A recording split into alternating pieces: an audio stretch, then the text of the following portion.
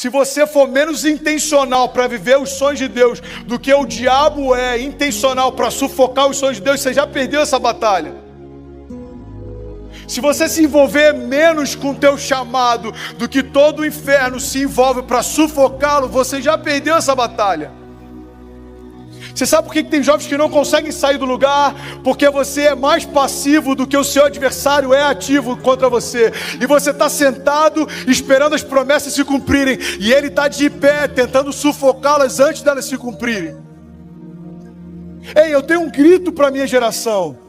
Eu tenho um manifesto para a minha geração. Sabe qual é? Esse grito é: ei, levantai-vos, ó portais, as vossas cabeças, para que entre o Rei da Glória. Ei, levanta a tua cabeça e perceba, Jesus entrou na tua vida, irmão. Para de olhar para os teus desafios e dar para Ele mais autoridade do que você dá para o Deus da tua história.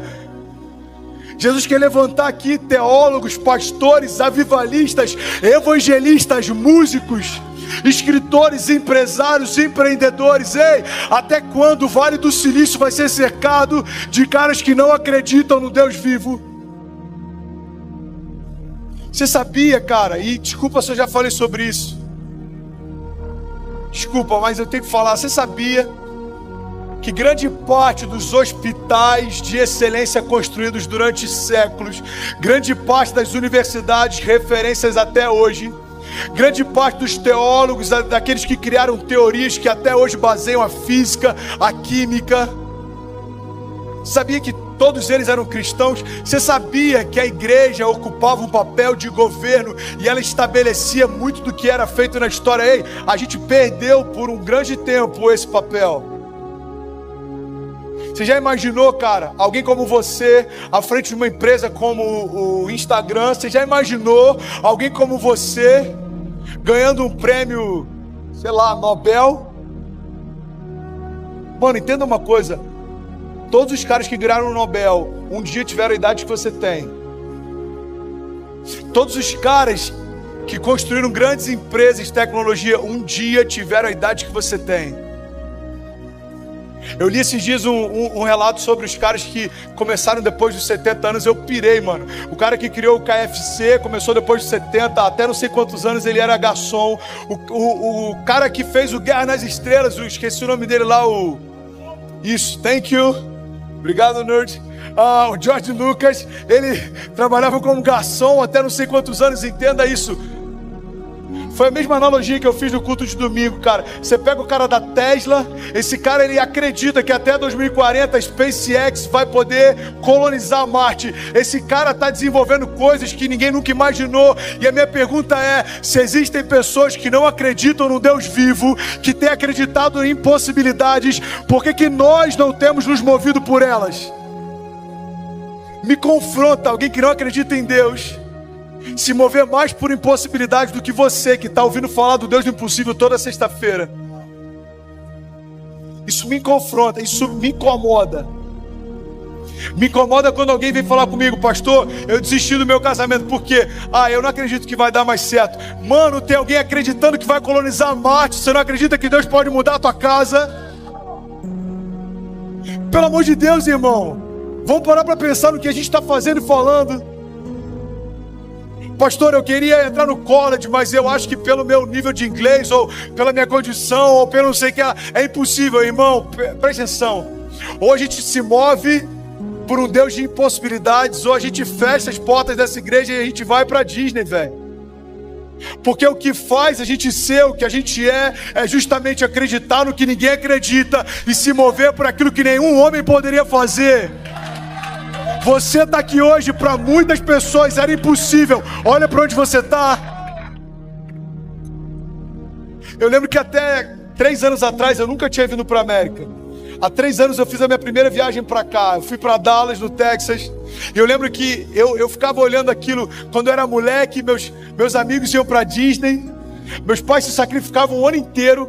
Eles ficavam atrasando as mensalidades, porque durante um período a gente passou dificuldade financeira. Ouça isso.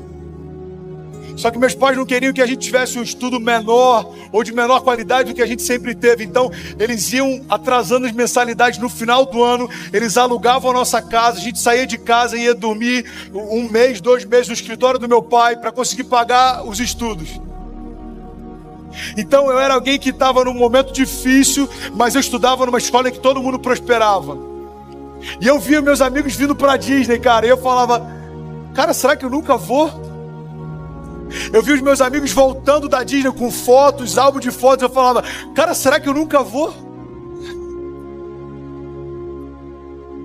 Será que eu nunca vou conseguir ir para a América? Cara, eu gosto tanto, eu vejo as séries de lá, eu vejo os filmes de lá, eu sei sobre um monte de coisa de lá, eu gosto de ouvir as histórias a respeito da América, eu gosto de ler livros sobre caras que fizeram história na América. Será que eu nunca vou para lá?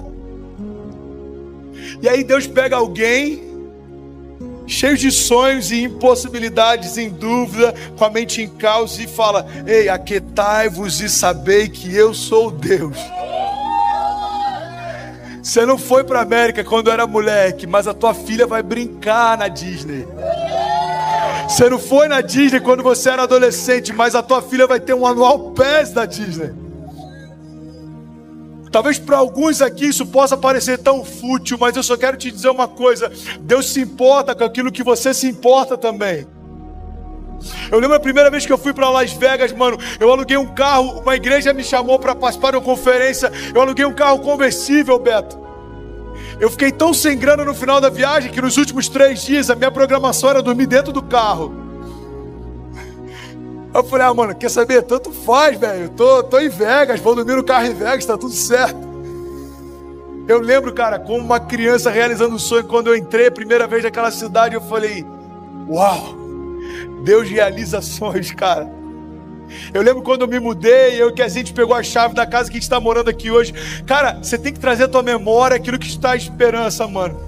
Eu lembro quando eu recebi o convite para vir. Eu lembro quando eu dei a notícia para os meus pais que aconteceu o que Deus prometeu 13 anos atrás.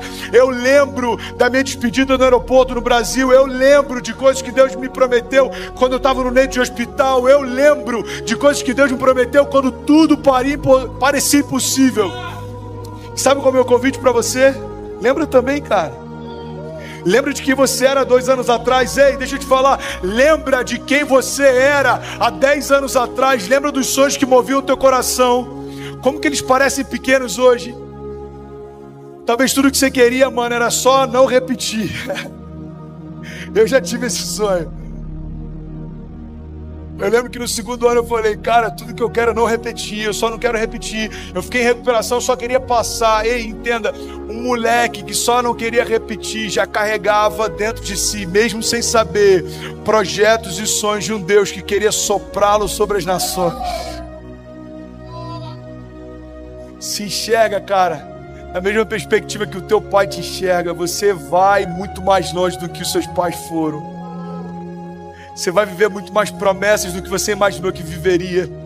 Você vai experimentar muito mais coisas do que você imaginou que experimentaria. Mas tudo isso você só precisa de um passo de fé. É reconhecer, Deus, se não for você quem faz, eu não quero. Aleluia, Pai, nós te agradecemos por essa palavra. Que ela gere vida em nós. Que ela gere mudança em nós. Que ela ressuscite tudo que estava morto, que ela restaure tudo que foi quebrado. Jesus, nós declaramos a partir de hoje, nós nunca mais seremos os mesmos. Nossos ouvidos, o nosso coração, os nossos olhos estão abertos, atentos para receber a palavra da fé. Nós declaramos em nome de Jesus, salvação chegando na casa de famílias hoje, cura tocando pessoas hoje, restauração. Pai, nós declaramos em nome de Jesus o maior romper da nossa história, começando nesses dias. Essa é a nossa oração, essa é a nossa declaração de fé, em nome de Jesus. Se você crê, diga amém. A palavra de Deus diz em Gálatas 2,19: porque eu, mediante a própria lei, morri para a lei, a fim de viver para Deus. Estou crucificado com Cristo, logo já não sou eu quem vive, mas Cristo vive em mim. E esse viver que agora eu tenho na carne, eu vivo pela fé no Filho de Deus, que me amou e que se entregou por mim. Alguém pode dizer glória a Deus por isso? Qual é o propósito do Evangelho? Qual é o propósito da redenção? Qual é o propósito de reconhecermos Jesus como Salvador? O propósito é nos tornarmos separados do mundo e reconectados ao Pai. O propósito é nós vivemos uma nova vida, e para você viver uma nova vida tem que ser de um novo jeito, porque não é o mesmo tipo de vida, não são mais os mesmos termos, não é mais a mesma dinâmica. É por isso que é impossível viver o novo com as ferramentas do velho, é impossível viver o novo com a dinâmica do velho. Alguém está comigo? Diga amém. É por isso que eu falo, por exemplo, sobre finanças. Às vezes a gente está vivendo debaixo de uma nova aliança, mas a gente se move por uma dinâmica da aliança antiga. No jardim, a provisão já existia antes da necessidade chegar. Então o homem não precisou aprender a semear para colher, o homem precisou aprender a semear para colher depois da queda. Deus disse: olha, porque você pecou, agora você vai comer do fruto do seu suor, do seu trabalho. Ou seja, semear para comer é uma dinâmica depois da queda. A dinâmica antes da queda era colher para replantar. O homem não plantou uma árvore frutífera, todas elas já tinham sido plantadas por Deus. Então ele colhia dos seus frutos, e quando ele jogava no chão as sementes, elas eram replantadas. Alguém está comigo? Diga amém. Então é possível estar numa nova aliança e se mover por uma dinâmica da velha aliança. Continuo achando que é pelo suor do meu trabalho, é porque eu sou muito bom, é porque eu sou o provedor da minha casa. Se eu não fizer, não tem. Se eu não trabalhar, não tem. Não, irmão, isso é uma dinâmica caída. Estamos debaixo de uma nova aliança, precisamos usufruir dessa nova aliança. Alguém está comigo? Diga amém. E muitas vezes, em vários aspectos, a gente está debaixo de uma nova aliança, se movendo por uma dinâmica antiga. Princípios quebrados, princípios da honra, submissão, autoridade, temor. Uma igreja que está no modo automático, ela acredita que está debaixo de uma nova aliança, mas ela se move como se não tivesse. E a palavra diz claramente: eu morri para o mundo e eu nasci para Deus. E agora eu vivo na carne para a glória de Deus. Eu me sustento por Deus, eu me movo por Deus. Tudo aponta para Ele, tudo acaba nele, começa nele, se sustenta nele. Alguém crê nisso? Diga amém. Então, irmão, guarda isso. Se nós não estamos nos distanciando do mundo a partir desse encontro com Deus, não é com Deus que nós nos encontramos. Talvez com a religião, talvez com um convite que tenha sido sedutor, eu não vou nem dizer irresistível, talvez tenha sido sedutor, talvez com algo que nos mantém aquecidos. Mas o papel da igreja não é fazer a sua alma se sentir quentinha. O papel da igreja é tirar você do inferno e trazer você para o reino do Filho do seu amor. Pastor, eu não estava no inferno, eu estava bem antes de ir para a igreja. Não estava. A Bíblia fala sobre isso. Fomos transportados do reino das trevas para o reino do seu Filho amado. Irmão, nós estávamos lá, mas Jesus nos tirou de lá. Alguém crê nisso? Diga amém. O Evangelho não é um aquecimento para a alma, não é um cobertor para os nossos sentimentos. O Evangelho é para que morra quem a gente era e possa nascer quem Deus sempre quis que a gente fosse. O Evangelho fala de novo nascimento, de morte, de crucificação, mas o Evangelho também fala de redenção, de governo, de aliança. Alguém crê nisso? Diga amém. Então qual é o propósito do Evangelho? Nos tornarmos separados do mundo e livres do pecado. Por isso não faz sentido alguém que nasceu de novo namorar com o mundo e passear nos limites do pecado. Uma das perguntas que nós pastores mais recebemos nas redes sociais: pastor, isso é pecado?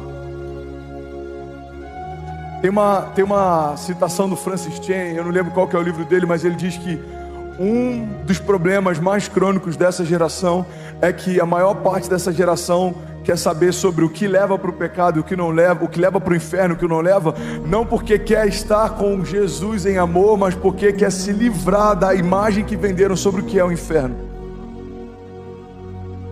Quando eu pergunto o que é pecado, só para saber até onde eu posso ir, está muito claro que eu não quero viver numa posição alta de santidade, eu só não quero ir para o inferno. Esse lugar é muito medíocre diante daquilo que Deus tem para você. Deus nos chamou para governar com Ele nas regiões celestiais. Vivemos de glória em glória, vivemos de milagre em milagre. Não é para a gente só saber até onde não dá para ir, é para a gente saber aonde Ele quer que a gente esteja. Até onde dá para ir sem não. Deus, aonde você quer que eu esteja? Em que posição o teu sangue me colocou? Em que posição o teu filho me estabeleceu? Quem eu sou? O que eu carrego? Quem você é? O que você carrega? Por isso que a Bíblia diz que precisamos conhecer e prosseguir em conhecer a Deus. O povo que não conhece ao Deus que serve pode não estar servindo ao Deus que acredita que serve, ou pode estar servindo do jeito errado. Por quê? Porque é uma premissa básica.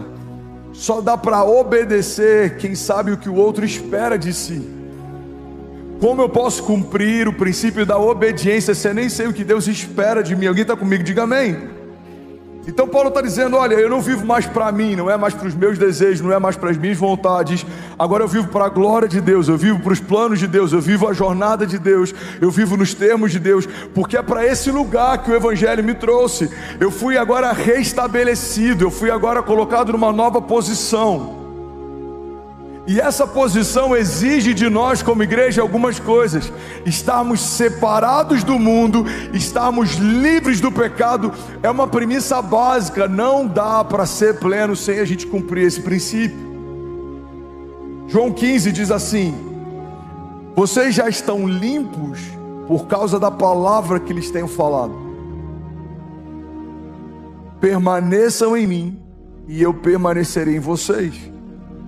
Como o ramo não pode produzir frutos de si mesmo se não permanecer na videira, assim vocês não podem dar frutos se não permanecerem em mim.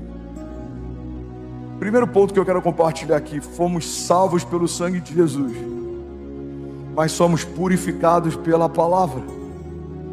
Bom, olha para mim, o sangue te restabeleceu posição, acesso, filiação, mas é a palavra quem purifica você todos os dias. Eu vou falar um pouco sobre isso. É por isso que é importante entendermos sobre o poder do sangue, mas também é importante entendermos quando a Bíblia fala sobre a palavra como uma água purificadora. Uma das orações que normalmente eu faço quando a gente está falando sobre ansiedade, sobre medo, sobre pensamentos de morte, é para que Deus possa lavar os nossos pensamentos com a água viva. Por quê? Porque pensamentos lavados com a água viva, com a palavra de Deus, são pensamentos realinhados, reposicionados em Deus. Irmão, você precisa ser purificado todos os dias. Vamos ser sinceros, tem brincadeiras que no início da nossa conversão não cabiam, mas depois de um tempo a gente começa a não se incomodar mais. Tem conversas que a gente sabia que não eram pra gente, depois de um tempo a gente começa a não se incomodar mais.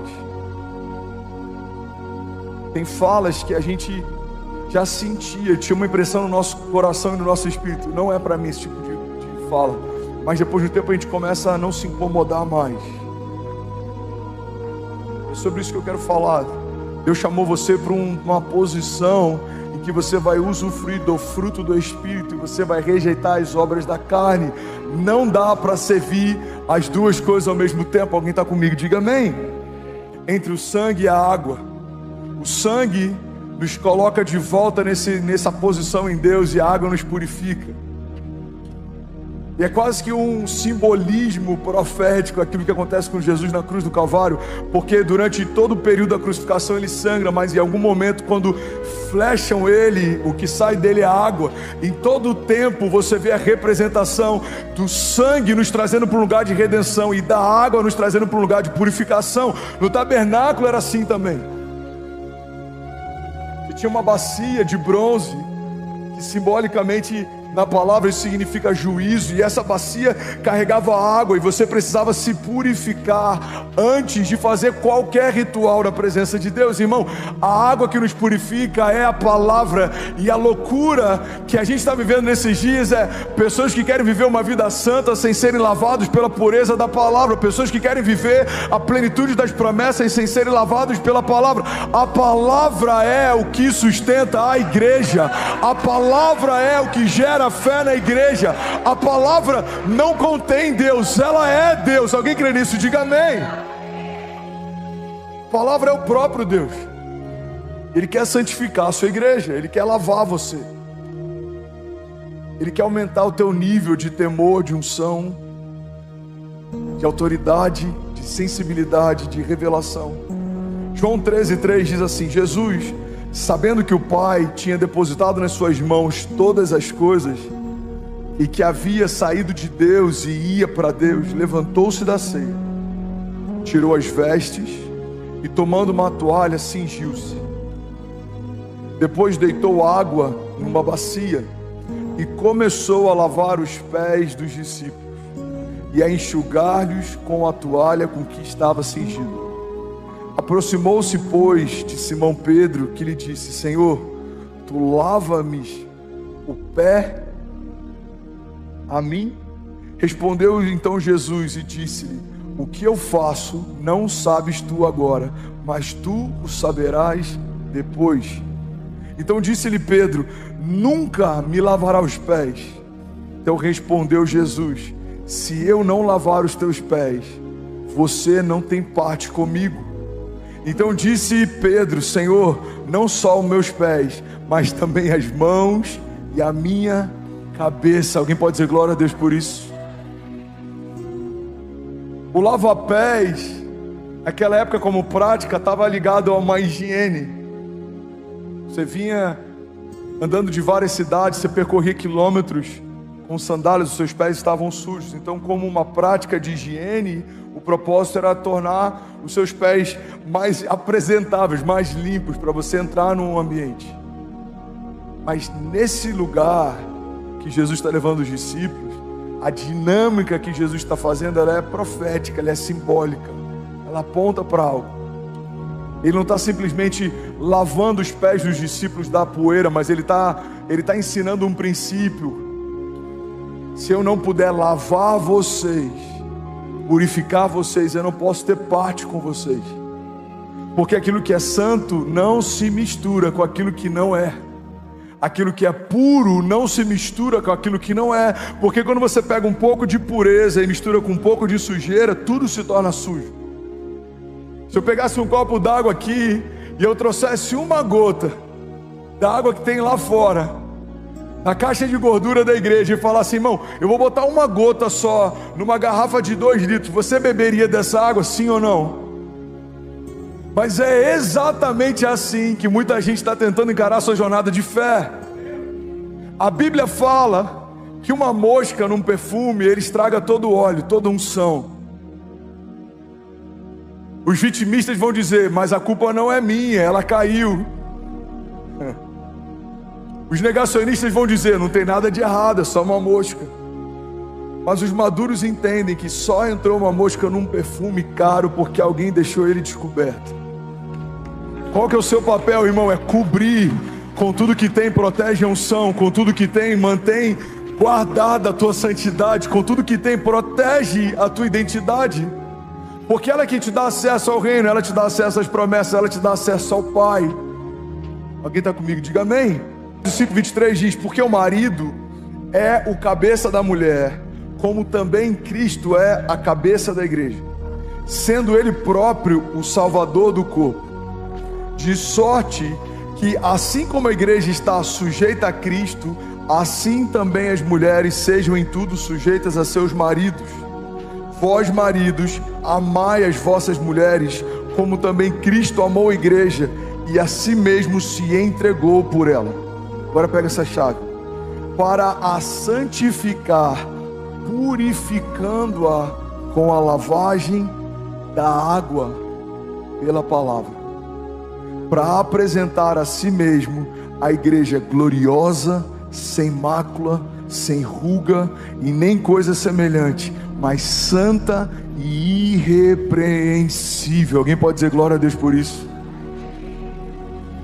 Aqui em Efésios tem uma direção clara para maridos e mulheres, para maridos e esposas, mas como ele faz uma referência do marido a Cristo e a mulher à igreja, aqui a gente tem uma direção prática também para a igreja. O que a palavra está dizendo?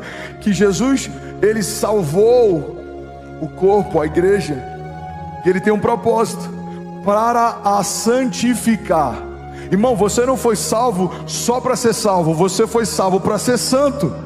Eu vou falar isso mais uma vez e alguém vai pegar isso aqui. Você não foi salvo só para ser salvo, você foi salvo para ser santo. Jesus não morreu para você se tornar crente, Jesus morreu para você se tornar filho. É para esse lugar que ele quer te levar. Alguém crê nisso? Diga amém.